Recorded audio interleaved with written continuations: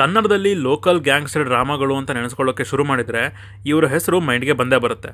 ಒಂದು ದುನಿಯಾ ಸೂರಿ ಅವ್ರದ್ದು, ಇನ್ನೊಂದು ದುನಿಯಾ ವಿಜಯ್ ಅವ್ರದ್ದು. ಯಸ್, ಹಾಯ್ ಹಲೋ ನಮಸ್ಕಾರ. ನೀವು ನೋಡ್ತಾ ಇದ್ದೀರಾ ನನ್ನ ಪ್ರಕಾರ. Bheema story, screenplay, direction by Vijay Kumar. Salaga ಅವರ ಹಿಂದಿನ ಸಿನಿಮಾ ಆಗಿತ್ತು. ಡೈರೆಕ್ಟರ್ ಆಗಿ ಅವರ ಕೆಲಸ ಸಲಗದಲ್ಲಿ ಅದ್ಭುತ ಅನ್ನಿಸದೇ ಇದ್ರೂ ಕೂಡ ಥಿಯೇಟರ್ನಲ್ಲಿ ಸಿನಿಮಾ ನೋಡುವಾಗ ಕಿಕ್ ಕೊಟ್ಟಿದ್ದಂತೂ ಸುಳ್ಳಲ್ಲ. ಸಲಗ ರಿಲೀಸ್ ಆದಾಗ ಸಖತ್ ಎಂಜಾಯ್ ಮಾಡಿಕೊಂಡು ಸಿನಿಮಾ ನೋಡಿದ್ವಿ. ಆ ಲೋಕಲ್ ಡೈಲಾಗ್ಗಳು, ಅದರ ಸಾಂಗ್ಸ್, ಆ್ಯಕ್ಷನ್ ಎಪಿಸೋಡ್ಗಳು, ಆ ಸಲಗ ಬ್ಯಾಟ್ಸ್ಮನ್ಗಳು ಇವೆಲ್ಲ ಚೆನ್ನಾಗಿದ್ವು. ಸ್ಪೆಷಲಿ ಅದ್ರಲ್ಲಿ ವರ್ಕ್ ಆಗಿದ್ದ ಎಲಿಮೆಂಟ್ ಅಂದರೆ ನನಗೆ ಧನಂಜಯ್ ಅವ್ರದ್ದು ಮತ್ತು ದುನಿಯಾ ವಿಜಯ್ ಅವರ ಫೇಸ್ ಆಫ್ ಸೀಕ್ವೆನ್ಸಸ್ಗಳು ಇದೆಲ್ಲ ನೋಡಿದಾಗ ಒಂದು ಮಜಾ ಕೊಟ್ಟಿದ್ವು. ಈಗ ಭೀಮಾದಲ್ಲಿ ಮತ್ತೆ ಅದೇ ಒಂದು ಲೋಕಲ್ ಗ್ಯಾಂಗ್ಸ್ಟರ್ ಡ್ರಾಮಾನ ತೋರಿಸೋಕೆ ರೆಡಿಯಾಗಿದ್ದಾರೆ. ದುನಿಯಾ ವಿಜಯ್ ಅವರ ಹುಟ್ಟುಹಬ್ಬದ ಪ್ರಯುಕ್ತ ಟೀಸರ್ ರಿಲೀಸ್ ಆಗಿದೆ. ಹಾಗೂ ಕೆಲವು ಸಿನಿಮಾಗಳ ಅನೌನ್ಸ್ಮೆಂಟ್ ಕೂಡ ಆಗಲಿವೆ. ಅದರ ಮೇಲೂ ಕೂಡ ವಿಡಿಯೋ ಬರುತ್ತೆ. ವಿಡಿಯೋ ಕೊನೆಯಲ್ಲಿ ಒಂದು ಸ್ಟ್ರಾಂಗ್ ಬಸ್ ಇದೆ, ಅದನ್ನು ಹೇಳಿರ್ತೀನಿ. ಸೊ ಕೊನೆವರೆಗೂ ವಿಡಿಯೋ ನೋಡಿ. ಇಷ್ಟ ಆದರೆ ಮಾತ್ರ ಸಬ್ಸ್ಕ್ರೈಬ್ ಮಾಡಿಕೊಂಡು ಸಪೋರ್ಟ್ ಮಾಡಿ.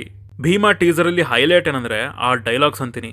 ಈ ಲೋಕಲ್ ರೋಡಿಗಳ ನಡುವೆ ಆಗೋ ಕಾನ್ವರ್ಸೇಷನ್ನ ಹೈಲೈಟ್ ಮಾಡಿದ ಹಾಗಿತ್ತು. ಹಾಗೆ ಹೀರೋಗೆ ಇದ್ದಂತಹ ಡೈಲಾಗ್, ನಾವು ಇನ್ನೊಂದು ಏರಿಯಾಗೆ ಎಂಟ್ರಿ ಕೊಡ್ತೇವೆ ಅಂದರೆ ಎರಡನ್ನ ಬ್ಯಾಕಪ್ ಹಾಕ್ಕೊಂಡೆ ಬರೋದು. ಒಂದು ಟೂಲ್ಸು, ಇನ್ನೊಂದು ತಿಕಾ ಕೋಪು.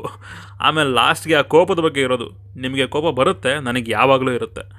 ಮಾಸ್ತಿ ಅವರ ಪ್ರಾಸ ಒಳ್ಳೆ ಪಾಯಸ ಥರ ಸ್ಮೂತಾಗಿರುತ್ತೆ ಗುರು, ಕೇಳೋಕ್ಕೆ ಮಜಾ ಕೊಡ್ತವೆ.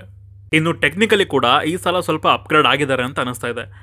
ಆ್ಯಕ್ಷನ್ ಎಪಿಸೋಡ್ಸ್ ಮೇಲೆ ನನಗೆ ತುಂಬಾ ಎಕ್ಸ್ಪೆಕ್ಟೇಷನ್ಸ್ ಇದೆ. ತುಂಬ ಚೆನ್ನಾಗಿ ಡಿಸೈನ್ ಮಾಡ್ಕೊಂಡಿರ್ಬೇಕಷ್ಟೆ. ನನಗೆ ಸ್ಕ್ರೀನ್ ಮೇಲೆ ನೋಡಿದಾಗ ಒಂದು ಡಿಫ್ರೆಂಟ್ ವೈಬ್ ಕೊಡಬೇಕು. ಆ್ಯಂಡ್ ಆಡಿಯನ್ಸ್ ಆ ಆ್ಯಕ್ಷನ್ ಎಪಿಸೋಡ್ಗಳ ಬಗ್ಗೆ ಮಾತಾಡೋ ಹಾಗಿರಬೇಕು. ಹಾಗೆ ಆ ಆ್ಯಕ್ಷನನ್ನು ಡ್ರೈವ್ ಮಾಡೋ ಫ್ಯಾಕ್ಟರ್ಗೆ ಒಂದು ತೂಕ ಅನ್ನೋದಿರಬೇಕು. ಇದೆಲ್ಲ ಇರುತ್ತೆ ಸಿನಿಮಾದಲ್ಲಿ ಅಂತ ಅನಿಸುತ್ತೆ. ಒಂದು ಸ್ಟ್ರಾಂಗ್ ಎಮೋಷನಲ್ ಆ್ಯಂಗಲ್ ಕೂಡ ಇರ್ಬೋದು ಆ ಸಿನಿಮಾದಲ್ಲಿ ಅಂತ ನಂಗೆ ಅನ್ನಿಸ್ತಾ ಇದೆ. ಈ ಫ್ರೇಮ್ನ ನೋಡಿದರೆ ಹಿಂದೆ ಹೆಣ್ಣುಮಕ್ಕಳಿದ್ದಾರೆ, ಮುಂದೆ ಭೀಮಾ.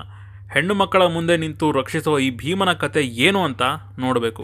ಈ ಟೀಸರ್ ಜೊತೆ ರಿಲೀಸ್ ಡೇಟ್ನ ಅನೌನ್ಸ್ ಮಾಡಿದರೆ ಒಳ್ಳೆ ಬಜ್ ಕ್ರಿಯೇಟ್ ಆಗ್ತಿತ್ತು ಗುರು. ಇನ್ನು ಚರಣ್ ರಾಜ್ ಅವರ ಮ್ಯೂಸಿಕ್ ಬಗ್ಗೆ ಮಾತಾಡಬೇಕು. ಸಖತ್ ಟ್ರೆಂಡಿಂಗ್ ಸಾಂಗ್ಸ್ಗಳನ್ನು ಕೊಟ್ಟಿದ್ದಾರೆ ಸಿನಿಮಾಗೆ. ಬಟ್ ಆ ಲಾಸ್ಟ್ ಒಂದು ಸಾಂಗ್ ಬಂತು, 100 ರೂಪಾಯಿ ಮಿಕ್ಸ್ ಅಂತ, ನನಗೆ ಹಿಡಿಸ್ಲಿಲ್ಲ ಗುರು ಅದು. ಈ ಟೀಸರಲ್ಲಿ ಯಾವುದೇ ಸ್ಪೆಸಿಫಿಕ್ ಥೀಮ್ ಮ್ಯೂಸಿಕ್ ಅಂತ ಏನಿರಲಿಲ್ಲ. ಓವರಾಲ್ ಆಗಿ ನನಗೆ ಟೀಸರ್ ನೋಡಿ ಅನಿಸಿದ್ದು, ಸಲಗ ಟೀಮಿಂದ ಮತ್ತೊಂದು ಲೋಕಲ್ ಗ್ಯಾಂಗ್ಸ್ಟರ್ ಡ್ರಾಮಾ ಬರ್ತಾ ಇದೆ. ಹೊಸ ನರೇಟಿವ್ ಸ್ಟೈಲ್ನ, ಹೊಸ ಎಲಿಮೆಂಟ್ಸ್ಗಳನ್ನು ಯೂಸ್ ಮಾಡಿಕೊಂಡು ಕತೆ ಹೇಳಿದ್ರೆ ಚೆನ್ನಾಗಿರುತ್ತೆ. ಯಾಕಂದರೆ ದುನಿಯಾ ವಿಜಯ್ ಅವರ ಸಿನಿಮಾಗಳು ಆಲ್ಮೋಸ್ಟ್ ಇದೇ ಟೆಂಪ್ಲೇಟ್ಸಲ್ಲೇ ಬಂದಿರೋದ್ರಿಂದ ಆಡಿಯನ್ಸ್ಗೆ ರಿಪೀಟೆಡ್ ಅಂತ ಅನ್ನಿಸಬಾರ್ದು ಅಂತ ಅಷ್ಟೇ. ಹಾಗೆ ಕೆಲವೊಂದು ಪದಗಳನ್ನು ಉಪಯೋಗಿಸೋದ್ರ ಬಗ್ಗೆ ಮಾತಾಡೋ ಸುಮಾರು ಜನಕ್ಕೆ ಬೇರೆ ಭಾಷೆಯ ಕಂಟೆಂಟ್ಗಳನ್ನು ನೋಡುವಾಗ ಅಲ್ಲಿಯ ವಲ್ಗಾರಿಟಿನ ನೋಡಿ ಎಂಜಾಯ್ ಮಾಡ್ತಾರೆ, ಮಜಾ ತಗೋತಾರೆ. ನಮ್ಮಲ್ಲಿ ಬಂದರೆ ಏನು ಬಾಯಲ್ಲಿ ಬೈಗಳ ಬಂದೇ ಇಲ್ಲ ಅನ್ನೋ ಥರ ಮಾಡ್ತಾರೆ. ಏನು ನಮ್ಮ ಜನಗಳೇನು ದಡ್ರೇನಲ್ಲ, ಯಾವುದು ಕಲಿಬೇಕು ಯಾವುದು ಕಲಿಬಾರ್ದು ಅಂತ ಅವ್ರಿಗೂ ಗೊತ್ತಿರುತ್ತೆ. ಓವರಾಲ್ ಆಗಿ ಹೇಳೋದಂದರೆ ಒಂದು ಡೀಸೆಂಟ್ ಟೀಸರ್ನ ರಿಲೀಸ್ ಮಾಡಿದ್ದಾರೆ ದುನಿಯಾ ವಿಜಯ್ ಅವರ ಬರ್ಡೇಗೆ. ರಿಲೀಸ್ ಡೇಟ್ ಆ್ಯಂಡ್ ಸ್ವಲ್ಪ ಟೀಸರ್ ಡ್ಯೂರೇಷನ್ ಜಾಸ್ತಿ ಇದ್ದಿದ್ರೆ ಚೆನ್ನಾಗಿರೋದು ಅಂತ ಅನ್ನಿಸ್ತು ಅಷ್ಟೇ. ಇನ್ನು ಶುರುವಿನಲ್ಲಿ ಹೇಳಿದ ಬಜ್ ವಿಚಾರಕ್ಕೆ ಬಂದರೆ, ದುನಿಯಾ ವಿಜಯ್ ಅವರ ಮಗಳು ಮೋನಿಕಾ ವಿಜಯ್ ಅವರು ಅವರ ಆ್ಯಕ್ಟಿಂಗ್ ಕೆರಿಯರ್ನ ಸ್ಟಾರ್ಟ್ ಮಾಡ್ತಾ ಇದ್ದಾರೆ. ಅದು ಕೂಡ ಅವರ ತಂದೆಯ ಜೊತೆ ಸ್ಕ್ರೀನ್ ಶೇರ್ ಮಾಡೋದ್ರ ಮೂಲಕ. ಬಜ್ ಪ್ರಕಾರ ಜಡೇಶ್ ಅವರು ದುನಿಯಾ ವಿಜಯ್ ಅವರು ಮಾಡ್ತಿರೋ ಸಿನಿಮಾದಲ್ಲಿ ಮೋನಿಕಾ ವಿಜಯ್ ಅವರು ಡೆಬ್ಯೂ ಮಾಡಲಿದ್ದಾರಂತೆ ಅಂತ ಸುದ್ದಿ ಇದೆ. ನೋಡೋಣ ಎಷ್ಟು ನಿಜ ಆಗುತ್ತೋ ಅಂತ. ನಾಳೆ ಅನೌನ್ಸ್ ಮಾಡ್ಬೋದು ಅಂತ ಅನ್ಕೋತೀನಿ. ಸೊ ಇದಿಷ್ಟು ಇವತ್ತು ಹೇಳಬೇಕು ಅಂದ್ಕೊಂಡಿದ್ದಂತಹ ವಿಚಾರಗಳು. ನಿಮಗೆ ಟೀಸರ್ ಹೇಗೆ ಅನ್ನಿಸ್ತು ಅಂತ ಕೆಳಗಡೆ ಕಮೆಂಟ್ಸಲ್ಲಿ ತಿಳಿಸೋದನ್ನ ಮರಿಬೇಡಿ. ಹಾಗೂ ನೀವು ನಮ್ಮನ್ನು ಇನ್ಸ್ಟಾಗ್ರಾಮ್ ಮತ್ತು ಟ್ವಿಟರ್ನಲ್ಲಿ ಕೂಡ ಫಾಲೋ ಮಾಡ್ಬೋದು ಸಿನಿಮಾದ ಅಪ್ಡೇಟ್ಸ್ಗಾಗಿ. ಸೊ ಸಿಗೋಣ ಮುಂದಿನ ವಿಡಿಯೋದಲ್ಲಿ. ಬಾಯ್.